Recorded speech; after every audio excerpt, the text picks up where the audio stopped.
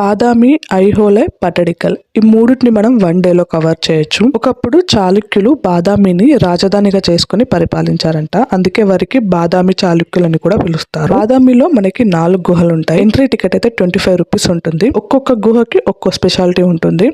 First గుహ ఇది శివుడికి అంకితం చేశారు. ఈ గుహలో నటరాజ శిల్పంతో పాటు కుడివైపున అర్ధనారీశ్వర విగ్రహం ఉంటుంది. అలాగే ఎడం వైపున హరిహర శిల్పం అయితే ఉంటుంది. అలాగే రెండో గుహని లార్డ్ మహావిష్ణువుకి అయితే అంకితం చేశారు. ఇక్కడ మనకి సీలింగ్ లో స్వస్తిక్ గుర్తు కనిపిస్తుంది. అలాగే మనకి ఇక్కడ వామన అవతారం, వరాహ అవతారం, త్రివిక్రమ అవతారంలో ఉన్న శిల్పాలు అయితే కనిపిస్తాయి. అలాగే మూడో గుహ, ఈ గుహని కూడా లార్డ్ మహావిష్ణువుకి అంకితం చేశారు. ఇక్కడ ఉగ్ర రూపంలో గల శిల్పం, అలాగే విజయ నరసింహ అవతారంలో గల శిల్పం కూడా మనకు ఉంటుంది.